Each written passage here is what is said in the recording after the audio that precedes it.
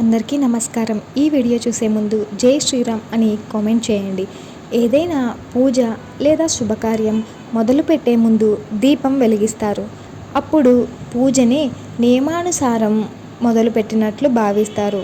అయితే దీపం వెలిగించడానికి కొన్ని నియమాలు ఉన్నాయని మీకు తెలుసా? ఈ నియమాలను పాటించడం ద్వారా దేవుణ్ణి పూజిస్తే పుణ్య ఫలితాలను పొందుతారు అని, అలాగే కోరిన కోరికలు తీరుతాయి అని నమ్ముతారు. ఈరోజు దీపం వెలిగించడానికి వాస్తు నియమాలు, దాని ప్రభావం గురించి తెలుసుకుందాం. హిందూ మతంలో పూజకు ప్రత్యేక ప్రాముఖ్యత ఉంటుంది. పూజలో దీపం, ధూపం, పసుపు, కుంకుమ, పువ్వులు, నైవేద్యం ఇలా అనేక వస్తువులను దేవుడికి సమర్పిస్తారు. అయితే జ్యోతిష్య శాస్త్రంతో పాటు వాస్తు శాస్త్రంలో కూడా దీపం వెలిగించడానికి కొన్ని ప్రత్యేక నియమాలు ఉన్నాయి. ఏదైనా పూజ లేదా శుభకార్యం మొదలుపెట్టే ముందు దీపం వెలిగిస్తారు.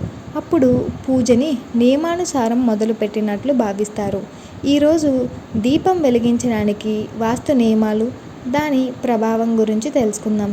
దీపం వెలిగించే సమయంలో వత్తి ఎల్లప్పుడూ తూర్పు దిశ లేదా ఉత్తరం వైపుకు ఉండాలి. పూజ చేసే సమయంలో ఆవు నెయ్యితో దీపం వెలిగించిన వెంటనే ఇతర నూనెలను దీపాలకు వెలిగించరాదు. దీపాన్ని ఎల్లప్పుడూ తూర్పు ముఖంగా ఉంచడం వలన ఆరోగ్య ప్రయోజనాలు కూడా కలుగుతాయి. అంతేకాదు మానసిక ఒత్తిడి కూడా తగ్గుతుంది. దీపాన్ని ఉత్తరం వైపు ఉంచడం వల్ల శ్రేయస్సు, జ్ఞానం పెరుగుతుంది. దీపాన్ని పడమర వైపుకు ఉంచడం వలన జీవితంలో ఆటంకాలు కలుగుతాయి. మానసిక ఆందోళన కూడా పెరుగుతుంది.